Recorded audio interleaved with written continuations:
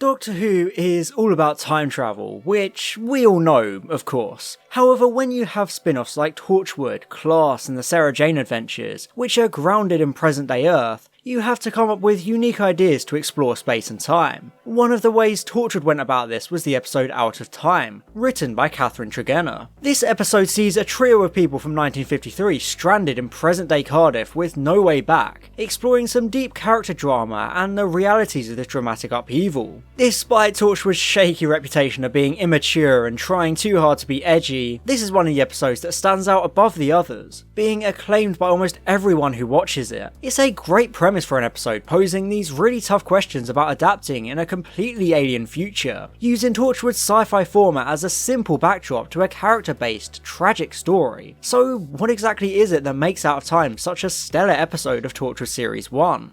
Oh, come on. I wasn't born yesterday. No, but for a bird who's going on 90, you look pretty hot. The opening of Out of Time is actually quite eerie because there's no music for the first few seconds, just the sound of the plane on this very overcast, grey day. It immediately sets a strongly mature and emotional tone for the episode, telling you it's very serious and you have to prepare yourself for the ride, just like the plane is preparing to land. Then the emotional piano music comes in and really adds to the moment, furthering that idea of setting up the atmosphere of the story. This is a very depressing and emotional episode, so it's important to establish that tone early on, which this first scene does very well in my opinion. Then we find out what the titular Out of Time means, as the occupants of the plane get out, greeting our Torchwood members with that great reveal they're actually from 1953, despite us being in modern day. Because Torchwood is cemented within the present day Earth setting, it can't really do too much in regards to time travel like Doctor Who is able to do with the TARDIS. This makes the show quite limited, but Out of Time brings the time travel to the Torchwood team instead of the other way around, so it can still explore time travel concepts and, if anything, do more with them, since it can explore different styles of time travel and different impacts. I really like how the trio of time refugees are introduced to Torchwood and their new reality. You can understand their confusion and denial of the situation, because 1 second they're in 1953, then they hit a bit of turbulence and suddenly it's 2006, or 2007. It's like if you popped off to the shops, walked under a bridge, and suddenly you're faced with someone T-posing and glitching into the ground because you're in 2077 all of a sudden. Much like Jack says to Gwen, an alien spaceship would have been easier to deal with, because at least that's simpler. Here you suddenly have 3 people you don't know, completely displaced and made your responsibility. You don't know what to do with them, since you can't send them back, and they can't even comprehend the explanation of what happened. So it's a really good establishment of the conflicts within the story. It also plays with the idea of fixed points in time, since history dictates they never returned, so the Torchwood team know there's no way of sending them back. They're stuck with these people and these people are stuck with them, so they have to find something to do with them. Each of the displaced characters are established very quickly in a slick sequence of exposition you don't even realise is exposition. We find out Emma doesn't have a family, so has nobody and nowhere to go, she's alone. We see that John has this desire to see his son, who might still be alive, because he cares about his family and his legacy. Lastly, Diane explains that she never stayed in one place long enough to develop close relationships with others, establishing how adventurous she is and her spirit for excitement and exploration. She doesn't have time to limit herself with family when she can be out doing what she loves. This single scene introduces each of their 3 main character motivations, setting up their journeys during the episode and what makes them who they are, so it's very good for subtly establishing them as people.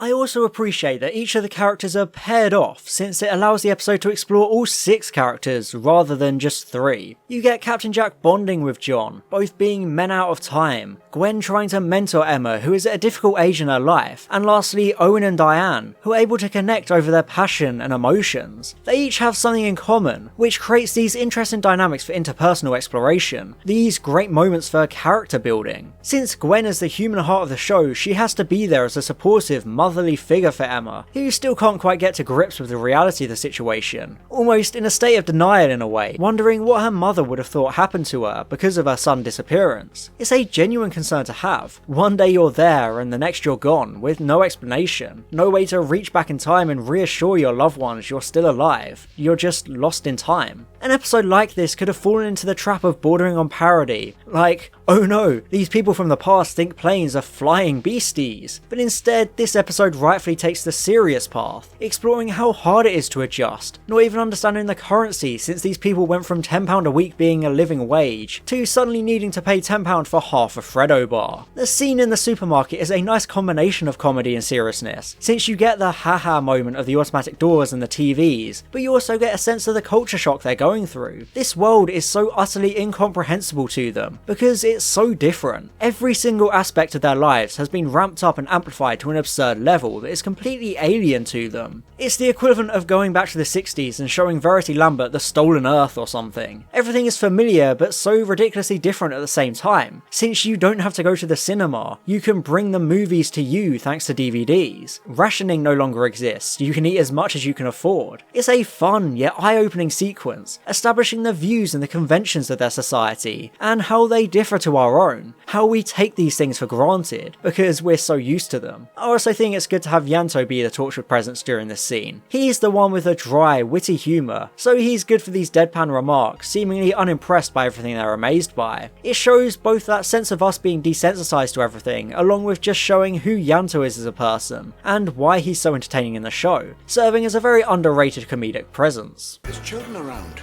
She's a children's TV presenter.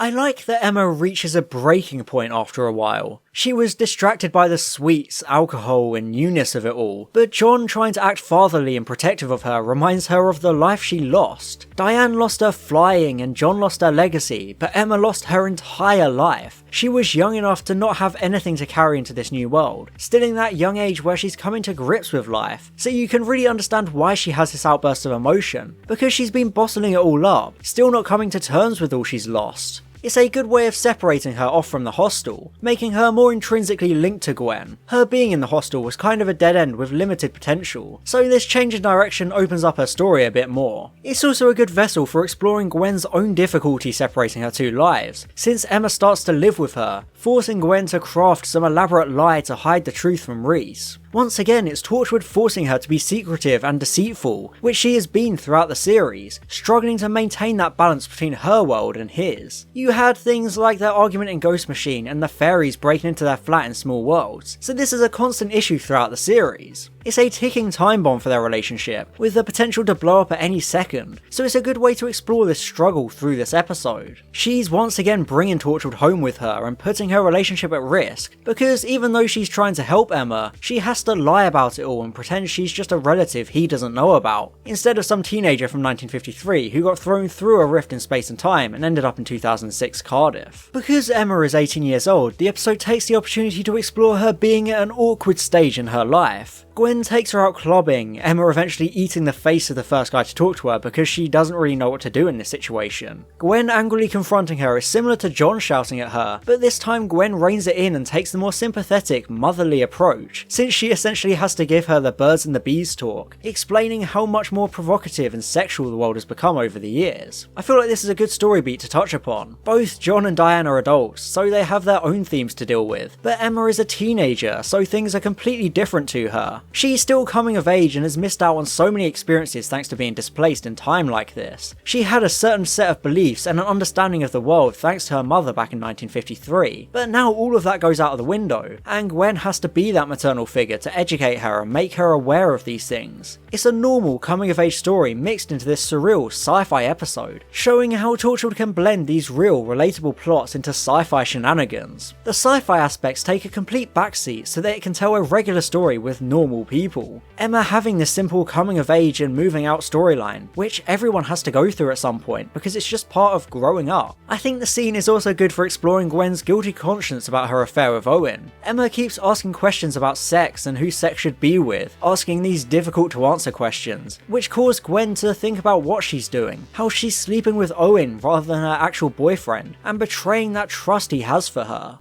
I bet sex with him is better than with the others. Weird. However, Rhys has enough and confronts Gwen for all her lies, since he's found out that Emma isn't part of her family after all. Gwen had claimed Emma was her auntie's stepdaughter who got Gwen's number from her mum, but Rhys happened to talk to Gwen's mum, who has no idea who Emma is, so it exposes this makeshift, desperate lie she was forced to come up with on the spot. Rhys pieces this all together along with her constantly leaving late at night and being so secretive with her job, and he's absolutely right to call her out. He's been so patient with her throughout the series so far, really trusting Gwen and giving her the space and privacy she wants, but she's being unfair to him, constantly lying and taking advantage of this trust. Gwen was right to bring Emma in and look after her, but that's not what makes Rhys angry. What makes him angry is how easy Gwen finds it to lie to him about so many things. He's clearly happy to help someone in Emma's position, it's just the manner of how Gwen is behaving that annoys him, since he has no idea what else she's hiding. He still doesn't know about the affair yet, and that's way worse than this. Again, he's completely right to be angry. He's not just being a dick for no reason, because he's had to put up with it for so long. This is the final straw. He can't keep putting up with this deception. Gwen admits to Emma that Torchwood and reality are two different worlds, knowing it's impossible to balance the two, so she has to let Emma go, like a mother letting her daughter leave the nest and go out into the big, brave world. At the end of the episode, she has to be brave, taking Emma to the bus station and letting her go to the job she found in London. Even though Gwen has only known her for a short amount of time, she has still formed this strong maternal connection with her, so you can understand why it's tough for her to let go, but she has to for Emma's own good. Unlike John, Emma has a chance to start afresh and make something new out of her life in this new world, so Gwen can't keep protecting her, needing to just let her go out to live this new life. Most people tend to focus on the relationship between Diane and Owen in this episode, but I think the most interesting character dynamic of the episode is actually the one between Captain Jack and John Ellis. There's a brilliant scene in the pub with John reminiscing on the first FA Cup final he could watch on the TV in his home. If you remember the Doctor Who episode The Idiot's Lantern, which was set in 1953, you'll know what it meant to people to be able to watch the TV, since it opened up a world of possibilities. This large leap in technology means it's understandable why this is such a happy memory for John, especially because it's one of his last memories of his son. The Queen waves a last farewell to the crowds as Harry Johnston and Stanley Matthews take the cup to Blackpool. He and his son loved football, and his son had a great time that day, so it's a precious memory he cherishes, remembering this great joyous moment between father and son. However, he then asks about Jack's life, since Jack knows all about him but remains a mystery himself. Jack remains secretive but admits he also fell through time, which is completely right. Much like John, Jack was torn from his time and his reality, thrown somewhere alien to him with nothing to hold on to. First he was a flashy time agent, then that got taken away from him, including years of his memories. Then he was a charming conman travelling through time, pulling schemes, which also got taken from him as he lost his ship and almost died. Lastly, he was a free-spirited companion of the Doctor helping to save the universe, until he was left behind and stranded on Earth with no way back.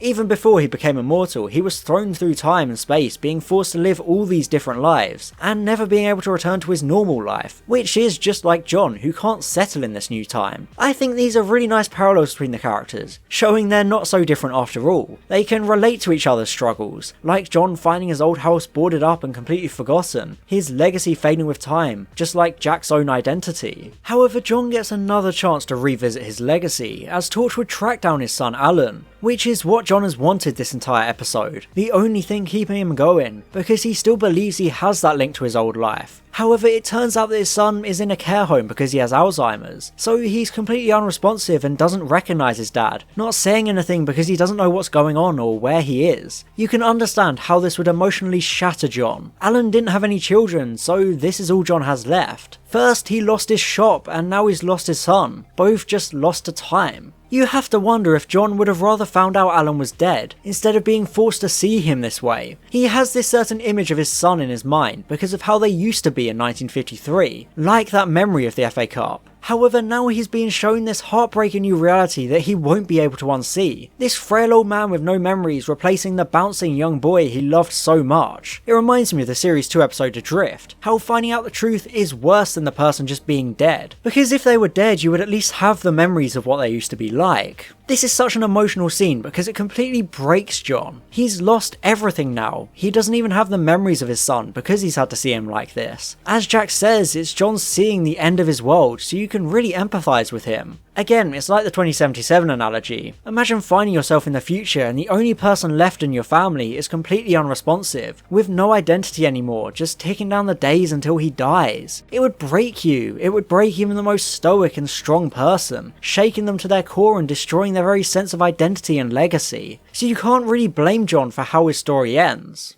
John's witnessing the end of his world, the end of his line, and we can't help. This discovery drives John to steal Yanto's car to go home, with Jack in hot pursuit, since he has a pretty good idea of what's going to happen. There's a shift in the air thanks to the intense music. Everything suddenly being very eerie and tense. Jack finds him almost passed out in the car, the garage locked and the engine on, trying to kill himself with the fumes. It's a very strong climax to their character dynamic, once again drawing those parallels between them. Jack understands how difficult it is because of his immortality and pain. However, John is completely justified to feel this broken and want to do this. It's entirely understandable because he already had a job and made a family, back when he was meant to, back in 1953. This isn't a fresh start like Emma has because he didn't want one. He was happy with his life and doesn't want to have to do it all over again. As he says, he's not as strong as Jack. He can't afford to have an entirely different life. Jack has been able to do it so many times, but he has no choice because he can't die, no matter how hard he tries. John, however, has the choice to end it and run away. Now, I would never ever condone suicide, but in this piece of fiction with this fictional character, you can understand his motivations and sympathise with them, because he's been through so much, all these things nobody should ever have to go through. Jack tries to empathise with him and talk him out of it, but he understands John's choice and has to let him do it, since the alternative is forcing John into a life of misery. Jack sits there as John dies in the car, but it's a release Jack isn't able to have. Jack wants to die, he wishes he could finally end it all because he's tired of living so many lives, watching so many people around him die. It reminds me of the Doctor grappling with knowing they can never have a normal life, always having to be on the move and regenerating when their time comes. They can never have peace or settle down with someone. Utopia establishes that Jack wanted to die right up until that episode, and I think this scene is reflective of that, since he watches John die, finally free from his pain, yet Jack feels nothing and just has to keep going, like he always does. It's a good use of their character dynamic and similarities, a brilliantly somber and emotional payoff to their interactions. However, Owen and Diane's dynamic is also extremely good and thought-provoking. Diane is a great character and visually she's designed after the pin-up women of the era, which lends a lot of authenticity to her, along with her being a very strong feminist character. You get the idea that Owen has finally met his match, a woman who holds her own and leaves him lost for words, since she demands he pulls out the chair for her, believing equality and chivalry shouldn't be mutually exclusive. As everything changes established with his use of the pheromones, Owen is a pretty self-important and narcissistic character, used to getting his own way when it comes to women. But here Diane comes and one-ups him, emasculating him. Now, if Owen has any sense, he'd realise that being emasculated is the best thing that can ever happen to him. Diane is a very good contrast to his character, making him very nervous and leaving him flabbergasted, which is something no woman before has done. I think it's a good way to explore his hidden insecurities. Since she's such a strong female character and his usual tricks won't work on her, he's genuinely smitten. Sex is devalued to him since he's a floozy, but even though she's not a prude herself, she still holds it to great value, seeing it as something very special, comparing it to flying. It's another way to show a good contrast, almost her showing him something new rather than the other way around, since she's teaching him about better ways to experience life, even if she is from like 60 years in the past. Because of this huge time difference, they have different outlooks on life, so she can introduce him to this new aspect of thinking and this better outlook on life. However, because she's from the past, Diane finds out she can't fly her beloved plane without a license. You there, sir? I certainly hope you've got a fishing license! It shows how much these time refugees have lost because of being displaced so far into the future. All Diane had was her plane and love for adventure, but now it's gone. She rejected societal standards because of her love for flying, but now that's been taken away. It was like a friend, a companion, it defined her, but now she can't even have this. So she has to struggle with her sense of identity and self, not sure where her place in this new world is anymore. However, to make up for this inability to fly, Owen then treats Diane to a drink on top of a car park, which sounds trashy as all hell, but somehow the episode makes it very classy and romantic, which works very well for their relationship. This is a great scene for them because it shows how Owen has grown so much as a character thanks to everything he's learned from her. He's gained a new appreciation of what it's like to love someone, him going the extra mile for her and treating her properly, not using her as a quick shag whenever he feels like it. His experience with her has matured him and changed his worldview, so you can understand why she's so special to him. Ever since they met, she's been breaking his societal standards and standing up to his usual attitudes towards women, challenging him. Because of this challenging of his attitude, she makes him a gentleman, a far cry from the guy that refused to pull the chair out for her at the start. Given how he has always been characterised up to this point, we as the viewer can see his growth firsthand, which is vital for being able to understand why he finds it so hard to let her go, because she has changed him for the better, which we can clearly see. However, Owen realises he's in love, which he's not used to, so he's not able to focus on anything else. As the beginning established, Diane can't stay in one place too long, so she can't develop relationships. Like the other two pairings, they have something in common, and this is it. Owen doesn't form relationships either because of Torchwood, knowing how difficult the balance is because he needs that focus on his work. We see how much Gwen struggles with the balance, so Owen usually doesn't even try. Despite Diane being the best thing for him, she also holds him back from his potential at work. It's emotional to see because you can tell he's a better person now, but the world of Torchwood doesn't care if you're in love. You can't keep both going at once because it will go wrong and hurt someone in the end. Owen is put in this strong dilemma, a position he hasn't been in for a very long time. Love is a distraction, but he can't let Diane go, which adds a lot of sympathy to him as a character. The thing about love is that you're always at its mercy.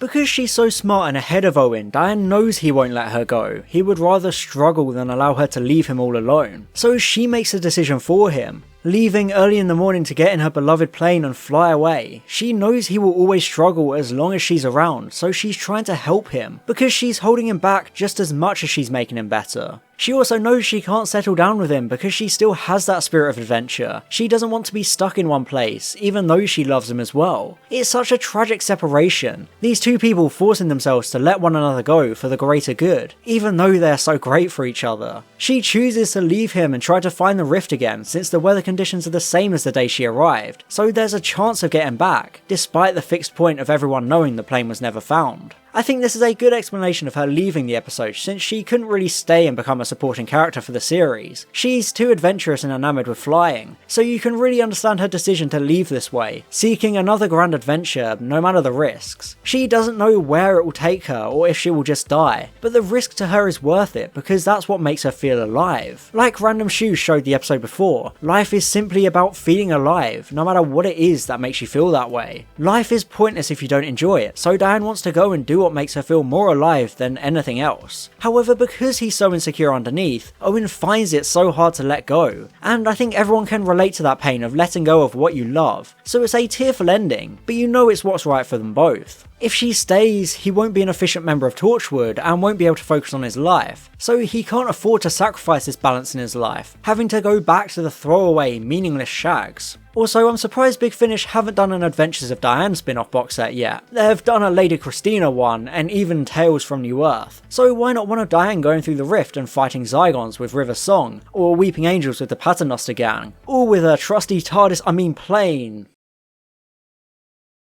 Out of Time is often touted as one of Torchwood's best episodes, and I think it's quite obvious why once you actually watch it. It's a deeply personal episode all about letting go, with each of our three main characters being given someone and something to let go of, faced with these difficult decisions to make. It's an episode which shows how Torchwood can excel with character-based stories, and not worrying about monsters of the week or alien gadgets. It simply sits down with a deeply personal character story about three normal people who get catapulted into their future, and have to deal with the consequences of it. It's such a simple yet genius premise, and the episode more than does it justice. It splits itself into three interesting and thought-provoking stories, with great acting from the entire cast, especially Burn Gorman as Owen and Louise Delamere as Diane, with their dynamics serving as a great through line and core to the story, developing Owen really well and making him more sympathetic and fleshed out. Alice Troughton directs the episode magnificently, and Catherine Tregenna's script is almost perfect with its heavy themes and interesting characters. I would give Out of Time an A on the Torchwood Series 1 tier list. There are some moments where it drags, but in general it's a very striking episode, with this emotional theme about letting go and how difficult it can be. Whether that be letting go of a child who has grown up or letting go of a lover, this episode delves into the emotions of those moments and those bonds, so it's a great character piece. I feel like this is the episode to show people when they say Torchwood is a dumb edgy show about sex gas and swearing. Yes, you could show them Countryside, but I feel like this is the right episode to display Torchwood's best qualities, since there's no big threat or grand climax, it just tells a powerful story.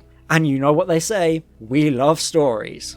And I'd like to give a very special thank you to my gold level patrons: Alex Marston, Calvin, Daniel Shillito, Franz Horn aka Line Vortex, John, Stephen McNever Miller, and William Jewell. Thank you so much for your support.